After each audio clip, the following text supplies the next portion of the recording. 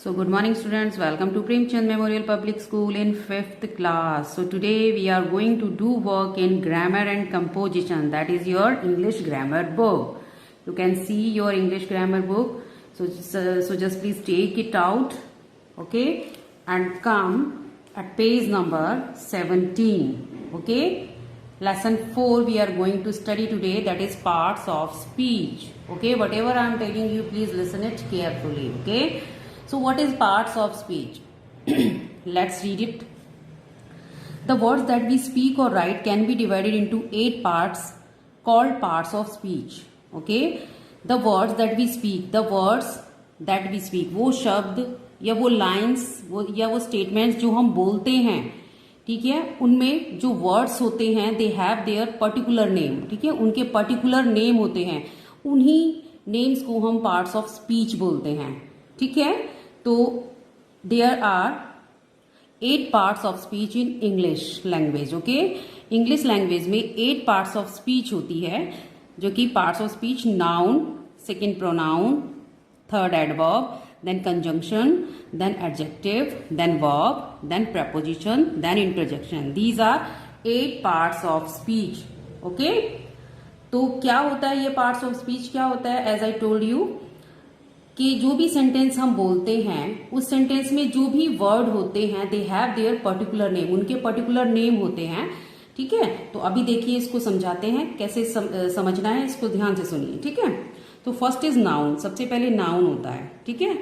Noun, a noun names a person, place, animal और thing. ये तो बहुत इजी है, आप मेरे ख्याल से ये फर्स्ट क्लास से पढ़ते आ रहे हैं, बट अभी भी most of the students if we ask that what is noun, they are not able to tell that what is noun. So please listen carefully, okay, and then learn the definition of all parts of speech, okay. So noun, a noun is the name of anything, we can say, है ना. Person, place, animal और thing, किसी भी चीज के नाम को हम नाउन बोलते हैं. Let's see an example. Peter is going to the park with his bat and ball, okay. So this is sentence, okay. तो हमें क्या फाइंड आउट करना है? नाउन फाइंड आउट करना है. नाउन क्या होता है? It's the name of anything. It can be place, it can be person, it can be animal और it can be thing, okay. So Peter, it's the name of person, so this is noun, okay. Park, park is the name of place. ये place, कोई place होता है उसी को park बोलते हैं ना, जहाँ पे ग्रास होती है, जहाँ पे फ्लावर्स होते हैं, जहाँ पे बच्चे अपना टाइम पास करने के लिए इवनिंग में जाते हैं. Sometimes they go in morning also, ठीक है. तो उस प्लेस को हम पार्क कहते हैं. तो ये क्या है? ये नाउन है, ओके. बैट एंड बॉल, इसमें एंड नहीं आएगा, बैट और बॉल की बात कर रहे हैं हम, एंड नहीं है इसमें इंक्लूडेड. बैट और बॉल, बैट और बॉल क्या है? इट्स अ थिंग, ठीक है. ये क्या है? ये एक चीज है, ठीक है. जैसे बैट है, बैट से हम खेलते हैं, बॉल, बॉल से हम खेलते हैं, ठीक है. तो किसी चीज का नाम है, तो ये भी क्या हो गया? हमारा नाउन हो गया. Understood. So noun is the name of anything, whether they can be person, place, animal और thing. Understood. Now come to adjective, okay. And adjective tells us something about a noun. अब adjective क्या होता है? Adjective होता है जो noun के बारे में हमें कुछ और इन्फॉर्मेशन देता है, ठीक है. Like Peter is a young boy, he has a new bat, okay.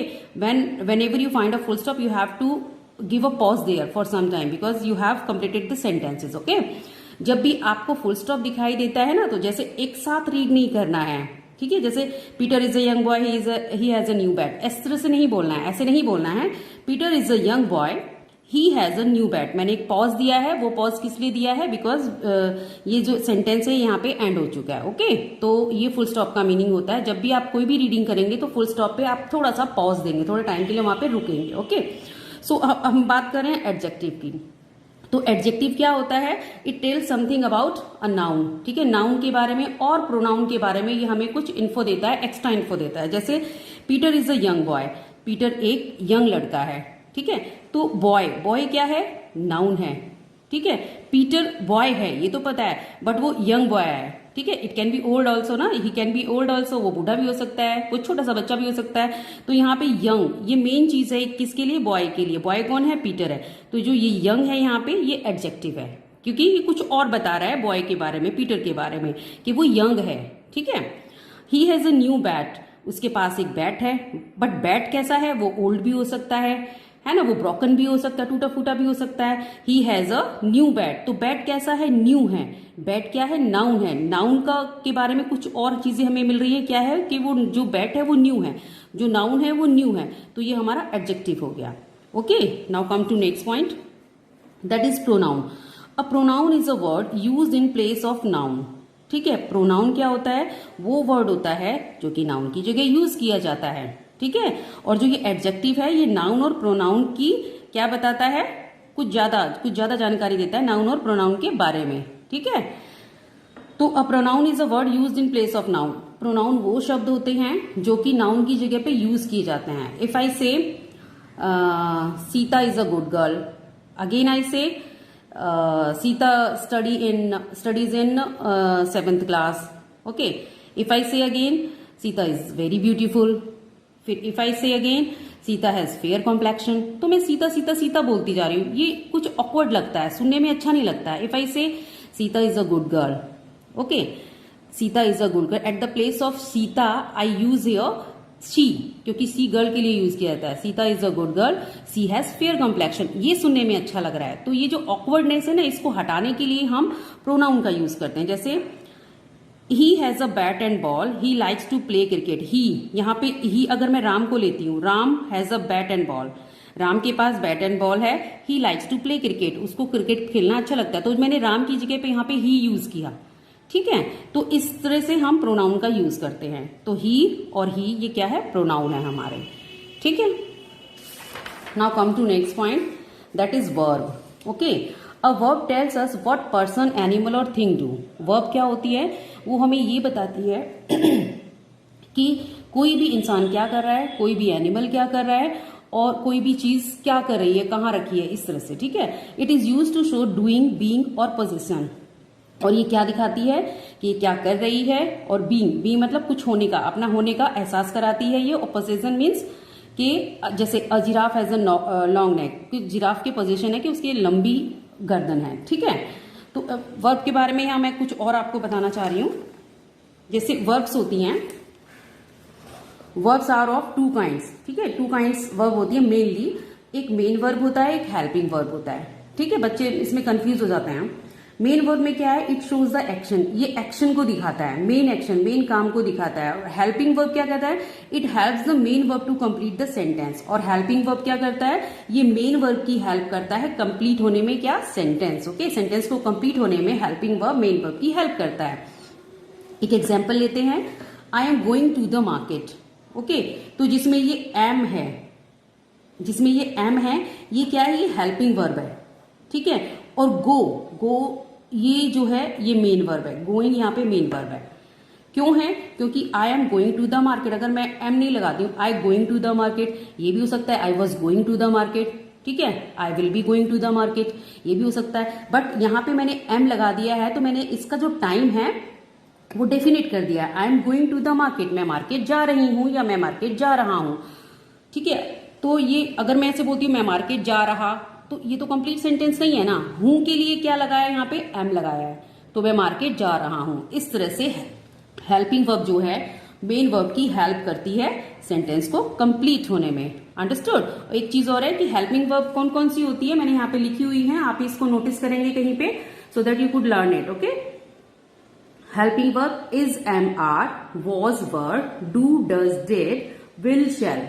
Okay, can, could, may, might, should, would, ये भी helping as a helping verb use होती हैं। बट दे कैन, ये क्या, इनको हम क्या बोलते हैं, इनको हम मोडाल्स बोलते हैं। ठीक है, तो अभी आप ये लर्न करिए, is, am, are, was, were, do, does, did, will, shall, can, could, may, might, should, would, ये क्या होते हैं, मोडाल्स होते हैं, सिर्फ कैन से लेके वुड तक। ओके, सो ये है verb. Okay, so now come to adverb. अब जैसे एक एग्जांपल ले लेते हैं वर्ब का, Indian team won the badminton series. Okay, Indian team won, ये क्या है, वॉन, ये क्या है, ये वर्ब है। ठीक है, तो यहाँ पे सेकेंड वर्ब यूज हुई है, ये वर्ब है। ये क्या, कौन सी वर्ब है, ये मेन वर्ब है। मेन वर्ब जरूरी नहीं है कि इसको हेल्पिंग वर्ब की हर जगह जरूरत होगी, यहाँ पे तो कोई हेल्पिंग वर्ब नहीं है, it can stand alone. Okay, ये अकेले भी यूज की जा सकती है, यूज होती है, की जा सकती नहीं, ये यूज भी होती हैं अकेले। ठीक है, जैसे Indian team won the badminton series, Indian team badminton series जीत गई। ओके, तो अब आते हैं एडवर्ब पे। An adverb tells us more about a verb, another verb और एडजेक्टिव। ओके, तो एडवर्ब क्या करता है, ये कुछ ज्यादा बताता है किसके बारे में, वर्ब के बारे में और वर्ब और एडजेक्टिव के बारे में। ठीक है, एक ही सेंटेंस में जरूरी नहीं है कि एक ही वर्ब हो, दो वर्ब भी हो सकती हैं। ठीक है, तो एडवर्ब क्या बताता है, एडवर्ब, यानी कि ये देखिए नाम से ही पता लग रहा है एडवर्ब, वर्ब के बारे में कुछ और ज्यादा ऐड करना। ठीक है, जैसे he saying a song sweetly. Okay, he saying a song sweetly, उसने गाना गाया, बट कैसा गाया, सॉन्ग क्या है यहाँ पे, नाउन है।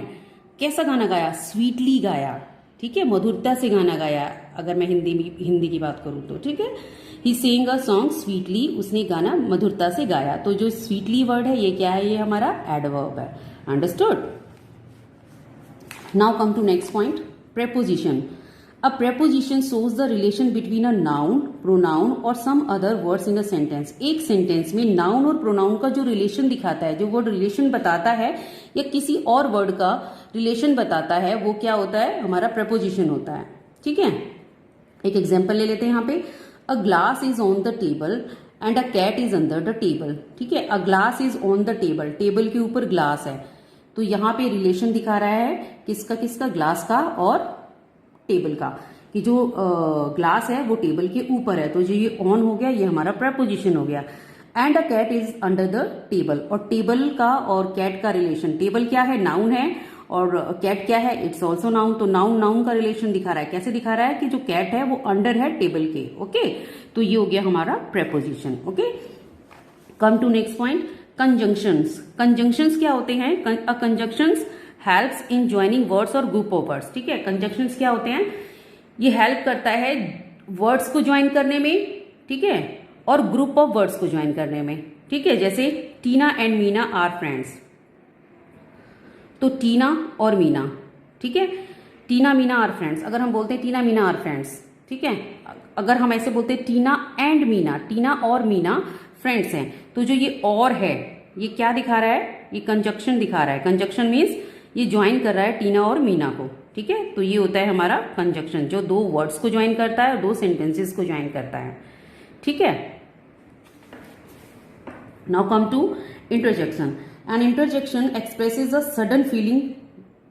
ठीक है, इंटरजेक्शन क्या होता है, ये सडन फीलिंग को शो करता है, जैसे wow what a lovely rose. Okay, तो ये जो वाओ वर्ड है ये क्या है, इंटरजेक्शन है। अंडरस्टूड, ये सडन फीलिंग को शो कर रहा है, और it can be the feeling of सोरो ऑल्सो, कोई दुख की भी फीलिंग हो सकती है। ठीक है, कोई गुड फीलिंग भी हो सकती है, सडन शॉक भी हो सकता है।